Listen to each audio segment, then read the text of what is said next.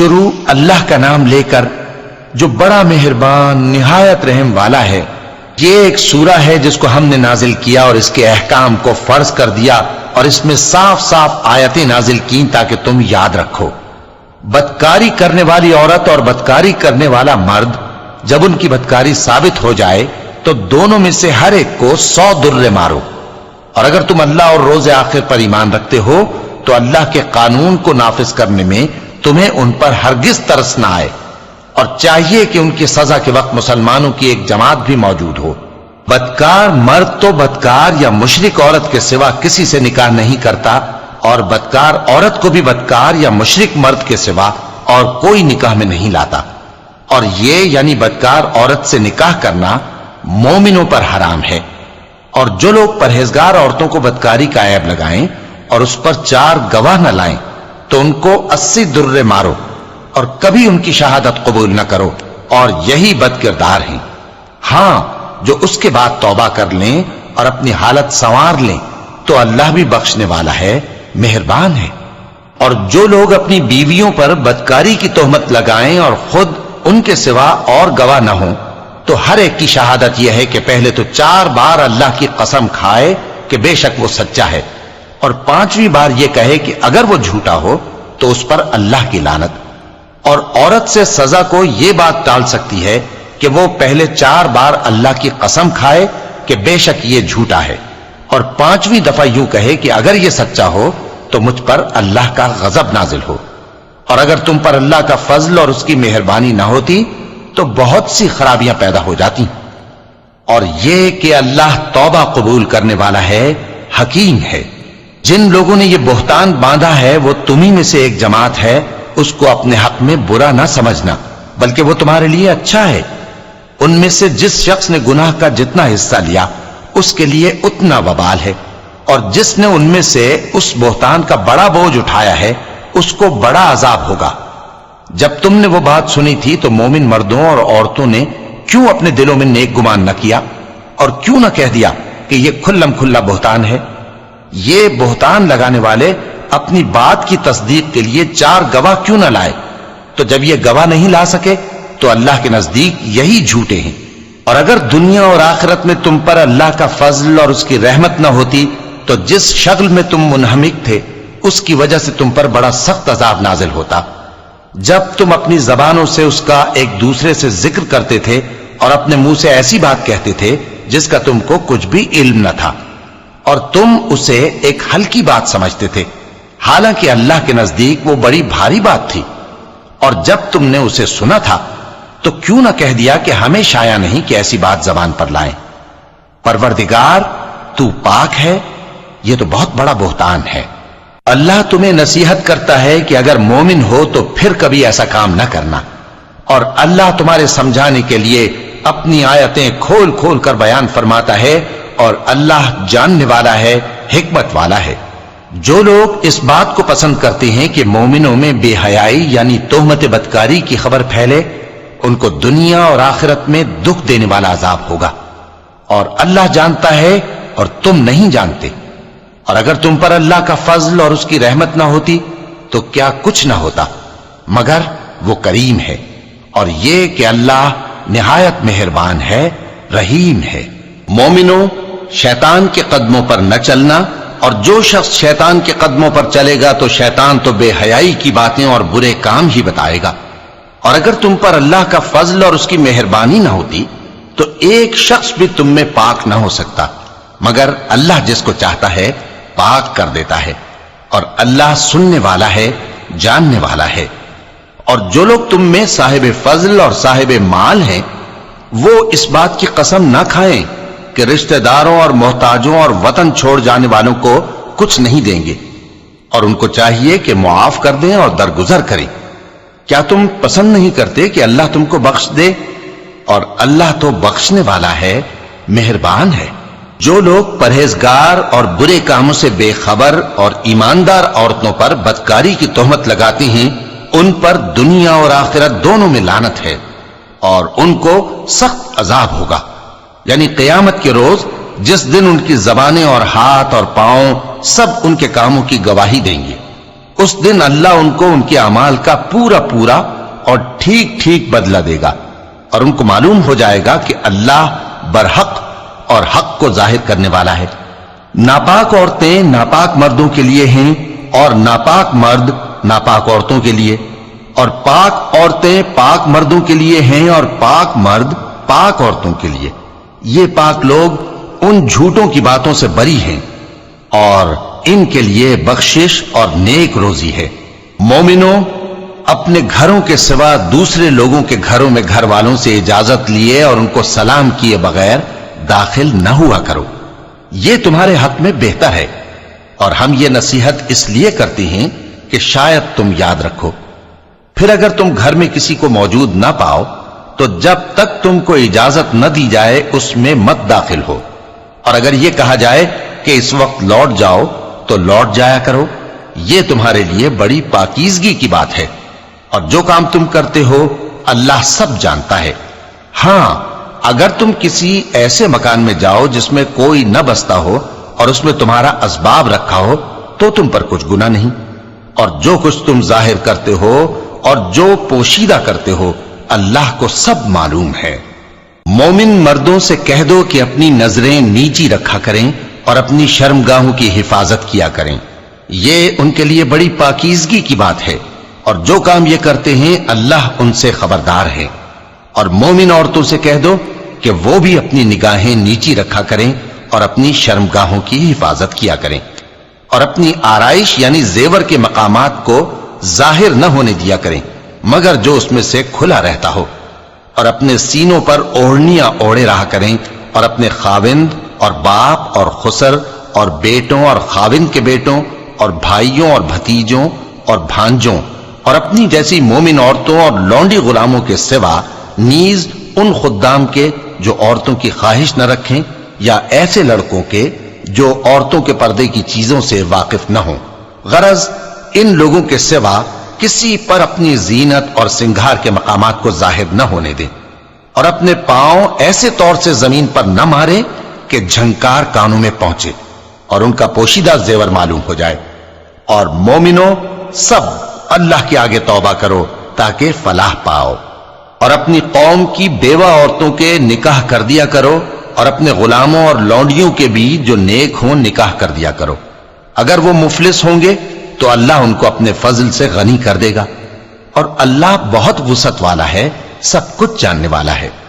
اور جن کو بیاہ کا مقدور نہ ہو وہ پاک دامنی کو اختیار کیے رہیں یہاں تک کہ اللہ ان کو اپنے فضل سے غنی کر دے۔ اور جو غلام تم سے مکاتبت یعنی مال دے کر پروانہ آزادی کی تحریر چاہیں، اگر تم ان میں صلاحیت اور نیکی پاؤ تو ان سے مکاتبت کر لو، اور اللہ نے جو مال تم کو بخشا ہے اس میں سے ان کو بھی دو۔ اور اپنی باندیوں کو اگر وہ پاک دامن رہنا چاہیں تو دنیاوی زندگی کے فوائد حاصل کرنے کے لیے بدکاری پر مجبور نہ کرنا، اور جو ان کو مجبور کرے گا تو ان بیچاریوں کے مجبور کیے جانے کے بعد اللہ بخشنے والا ہے، مہربان ہے۔ اور ہم نے تمہاری طرف روشن آیتیں نازل کی ہیں، اور جو لوگ تم سے پہلے گزر چکے ہیں ان کی خبریں اور پرہیزگاروں کے لیے نصیحت۔ اللہ آسمانوں اور زمین کا نور ہے، اس کے نور کی مثال ایسی ہے کہ گویا ایک طاق ہے جس میں ایک چراغ ہے، اور چراغ ایک قندیل میں ہے، اور قندیل ایسی صاف شفاف ہے کہ گویا موتی کا سا چمکتا ہوا تارا ہے۔ اس میں ایک مبارک درخت کا تیل جلایا جاتا ہے یعنی زیتون کا، کہ نہ مشرق کی طرف ہے نہ مغرب کی طرف۔ ایسا معلوم ہوتا ہے کہ اس کا تیل خواہ آگ اسے نہ بھی چھوئے جلنے کو تیار ہے، بڑی روشنی پر روشنی ہو رہی ہے۔ اللہ اپنے نور سے جس کو چاہتا ہے سیدھی راہ دکھاتا ہے، اور اللہ جو مثالیں بیان فرماتا ہے تو لوگوں کے سمجھانے کے لیے، اور اللہ ہر چیز سے واقف ہے۔ وہ قندیل ان گھروں میں ہے جن کے بارے میں اللہ نے ارشاد فرمایا ہے کہ بلند کیے جائیں اور وہاں اللہ کے نام کا ذکر کیا جائے، اور ان میں صبح و شام اس کی تسبیح کرتے ہیں۔ ایسے لوگ جن کو اللہ کے ذکر اور نماز پڑھنے اور زکوٰۃ دینے سے نہ سوداگری غافل کرتی ہے نہ خرید و فروخت، وہ اس دن سے جب دل خوف اور گھبراہٹ کے سبب الٹ جائیں گے اور آنکھیں اوپر چڑھ جائیں گی ڈرتے ہیں۔ تاکہ اللہ ان کو ان کے اعمال کا بہت اچھا بدلہ دے اور اپنے فضل سے زیادہ بھی عطا فرمائے. اور اللہ جس کو چاہتا ہے بے حساب رزق دیتا ہے. اور جن لوگوں نے کفر کیا ان کے اعمال کی مثال ایسی ہے جیسے میدان میں ریت کہ پیاسا اسے پانی سمجھے، یہاں تک کہ جب اس کے پاس آئے تو اسے کچھ بھی نہ پائے اور اللہ ہی کو اپنے پاس دیکھے تو وہ اسے اس کا حساب پورا پورا چکا دے، اور اللہ جلد حساب کرنے والا ہے.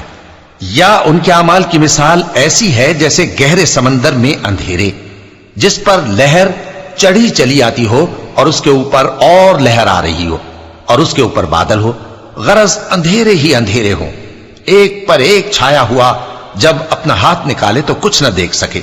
اور جس کو اللہ روشنی نہ دے اس کو کہیں بھی روشنی نہیں مل سکتی.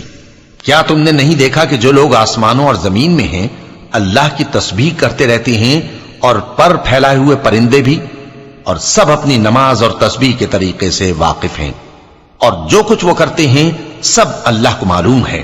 اور آسمان اور زمین کی بادشاہی اللہ ہی کے لیے ہے اور اللہ ہی کی طرف لوٹ کر جانا ہے. کیا تم نے نہیں دیکھا کہ اللہ ہی بادلوں کو چلاتا ہے، پھر ان کو آپس میں ملا دیتا ہے، پھر ان کو تہ بتہ کر دیتا ہے، پھر تم دیکھتے ہو کہ بادل سے مے نکل کر برس رہا ہے، اور آسمان میں جو اولوں کے پہاڑ ہیں ان سے اولے نازل کرتا ہے، تو جس پر چاہتا ہے اس کو برسا دیتا ہے اور جس سے چاہتا ہے ہٹا رکھتا ہے. اور بادل میں جو بجلی ہوتی ہے اس کی چمک آنکھوں کو خیرہ کر کے بینائی کو اچکے لیے جاتی ہے. اللہ ہی رات اور دن کو بدلتا رہتا ہے. اہل بصارت کے لیے اس میں بڑی عبرت ہے. اور اللہ ہی نے ہر چلنے پھرنے والے جاندار کو پانی سے پیدا کیا، تو ان میں سے بعض ایسے ہیں کہ پیٹ کے بل چلتے ہیں، اور بعض ایسے ہیں جو 2 پاؤں پر چلتے ہیں، اور بعض ایسے ہیں جو 4 پاؤں پر چلتے ہیں. اللہ جو چاہتا ہے پیدا کرتا ہے، بے شک اللہ ہر چیز پر قادر ہے. ہم ہی نے روشن آیتیں نازل کی ہیں، اور اللہ جس کو چاہتا ہے سیدھے راستے کی طرف ہدایت کرتا ہے. اور بعض لوگ کہتے ہیں کہ ہم اللہ پر اور رسول پر ایمان لائے اور ان کا حکم مان لیا، پھر اس کے بعد ان میں سے ایک فریق پھر جاتا ہے، اور یہ لوگ صاحب ایمان ہی نہیں ہیں. اور جب ان کو اللہ اور اس کے رسول کی طرف بلایا جاتا ہے تاکہ پیغمبر ان کا قضیہ چکا دیں، تو ان میں سے ایک فریق منہ پھیر لیتا ہے، اور اگر ان کو حق ملتا ہو تو اس کی طرف قبول کر کے چلے آتے ہیں. کیا ان کے دلوں میں بیماری ہے، یا یہ شک میں ہیں، یا ان کو یہ خوف ہے کہ اللہ اور اس کا رسول ان پر ظلم کریں گے؟ نہیں، بلکہ یہ خود ہی ظالم ہیں. مومنوں کی تو یہ بات ہے کہ جب اللہ اور اس کے رسول کی طرف بلائے جائیں تاکہ وہ ان میں فیصلہ کریں تو کہیں کہ ہم نے حکم سن لیا اور مان لیا، اور یہی لوگ فلاح پانے والے ہیں. اور جو شخص اللہ اور اس کے رسول کی فرما برداری کرے گا اور اس سے ڈرے گا اور اس کا تقوی اختیار کرے گا تو ایسے ہی لوگ مراد کو پہنچنے والے ہیں. اور یہ اللہ کی سخت سخت قسمیں کھاتے ہیں کہ اگر تم ان کو حکم دو تو سب گھروں سے نکل کھڑے ہوں. کہہ دو کہ قسمیں مت کھاؤ، پسندیدہ فرما برداری درکار ہے، بے شک اللہ تمہارے سب اعمال سے خبردار ہے. کہہ دو کہ اللہ کی فرما برداری کرو اور رسول کے حکم پر چلو. اگر منہ موڑو گے تو رسول پر اس چیز کا ادا کرنا ہے جو ان کے ذمے ہے، اور تم پر اس چیز کا ادا کرنا ہے جو تمہارے ذمے ہے. اور اگر تم ان کے فرمان پر چلو گے تو سیدھا رستہ پالو گے، اور رسول کے ذمے تو صاف صاف پہنچا دینا ہے. جو لوگ تم میں سے ایمان لائے اور نیک کام کرتے رہے ان سے اللہ کا وعدہ ہے کہ ان کو ملک کا حاکم بنا دے گا، جیسا ان سے پہلے لوگوں کو حاکم بنایا تھا، اور ان کے دین کو جسے اس نے ان کے لیے پسند کیا ہے مستحکم و پائیدار کرے گا، اور خوف کے بعد ان کو امن بخشے گا. وہ میری عبادت کریں گے اور میرے ساتھ کسی چیز کو شریک نہ بنائیں گے. اور جو اس کے بعد کفر کرے تو ایسے ہی لوگ بد کردار ہیں. اور نماز پڑھتے رہو اور زکات دیتے رہو اور پیغمبر کے فرمان پر چلتے رہو تاکہ تم پر رحمت کی جائے. اور ایسا خیال نہ کرنا کہ کافر لوگ ہم کو زمین میں مغلوب کر دیں گے. ان کا ٹھکانہ دوزخ ہے اور وہ بہت برا ٹھکانہ ہے. مومنوں، تمہارے باندی غلام اور جو بچے تم میں سے بلوغ کو نہیں پہنچے 3 دفعہ یعنی 3 اوقات میں تم سے اجازت لیا کریں. ایک تو نماز فجر سے پہلے، اور دوسرے گرمی کی دوپہر کو جب تم کپڑے اتار دیتے ہو، اور تیسرے عشاء کی نماز کے بعد. یہ 3 وقت تمہارے پردے کے ہیں، ان کے آگے پیچھے یعنی دوسرے وقتوں میں نہ تم پر کچھ گناہ ہے اور نہ ان پر، کہ کام کاج کے لیے ایک دوسرے کے پاس آتے رہتے ہو۔ اس طرح اللہ اپنی آیتیں کھول کھول کر بیان فرماتا ہے، اور اللہ بڑا علم والا ہے، بڑا حکمت والا ہے۔ اور جب تمہارے لڑکے بالغ ہو جائیں تو ان کو بھی اسی طرح اجازت لینی چاہیے جس طرح ان سے اگلے یعنی بڑے آدمی اجازت حاصل کرتے رہے ہیں۔ اس طرح اللہ تم سے اپنی آیتیں کھول کھول کر بیان فرماتا ہے، اور اللہ جاننے والا ہے، حکمت والا ہے۔ اور بڑی عمر کی عورتیں جن کو نکاح کی توقع نہیں رہی اور وہ زائد کپڑے اتار کر سر ننگا کر لیا کریں تو ان پر کچھ گناہ نہیں، بشرطے کہ اپنی زینت کی چیزیں نہ ظاہر کریں، اور اگر اس سے بھی بچیں تو یہ ان کے حق میں بہتر ہے، اور اللہ سنتا ہے، جانتا ہے۔ نہ تو اندھے پر کچھ گناہ ہے اور نہ لنگڑے پر اور نہ بیمار پر اور نہ خود تم پر کہ اپنے گھروں سے کھانا کھاؤ، یا اپنے باپ دادا کے گھروں سے، یا اپنی ماؤں کے گھروں سے، یا بھائیوں کے گھروں سے، یا اپنی بہنوں کے گھروں سے، یا اپنے چچاؤں کے گھروں سے، یا اپنی پھوپھیوں کے گھروں سے، یا اپنے ماموؤں کے گھروں سے، یا اپنی خالاؤں کے گھروں سے، یا اس گھر سے جس کی کنجیاں تمہارے ہاتھ میں ہوں، یا اپنے دوستوں کے گھروں سے۔ اور اس کا بھی تم پر کچھ گناہ نہیں کہ سب مل کر کھانا کھاؤ یا جدا جدا۔ پھر جب گھروں میں جایا کرو تو اپنے گھر والوں کو سلام کیا کرو، یہ اللہ کی طرف سے مبارک اور پاکیزہ تحفہ ہے۔ اس طرح اللہ اپنی آیتیں کھول کھول کر بیان فرماتا ہے تاکہ تم سمجھو۔ مومن تو وہ ہیں جو اللہ پر اور اس کے رسول پر ایمان لائے، اور جب کبھی ایسے کام کے لیے جو جمع ہو کر کرنے کا ہو پیغمبر کے پاس جمع ہوں تو ان سے اجازت لیے بغیر چلے نہیں جاتے۔ اے پیغمبر، جو لوگ تم سے اجازت حاصل کرتے ہیں وہی اللہ پر اور اس کے رسول پر ایمان رکھتے ہیں، سو جب یہ لوگ تم سے کسی کام کے لیے اجازت مانگا کریں تو ان میں سے جسے چاہا کرو اجازت دے دیا کرو، اور ان کے لیے اللہ سے بخشش مانگا کرو، کچھ شک نہیں کہ اللہ بخشنے والا ہے، مہربان ہے۔ مومنو، پیغمبر کے پکارنے کو ایسا خیال نہ کرنا جیسا تم آپس میں ایک دوسرے کو پکارتے ہو، بے شک اللہ کو وہ لوگ معلوم ہیں جو تم میں سے آنکھ بچا کر کھسک جاتے ہیں۔ تو جو لوگ ان کے حکم کی مخالفت کرتے ہیں ان کو ڈرنا چاہیے کہ ایسا نہ ہو کہ ان پر کوئی آفت پڑ جائے یا تکلیف دینے والا عذاب نازل ہو۔ دیکھو، جو کچھ آسمانوں اور زمین میں ہے سب اللہ ہی کا ہے، جس طریق پر تم ہو وہ اسے جانتا ہے، اور جس روز لوگ اس کی طرف لوٹائے جائیں گے تو جو عمل وہ کرتے رہے وہ ان کو بتا دے گا، اور اللہ ہر چیز سے واقف ہے۔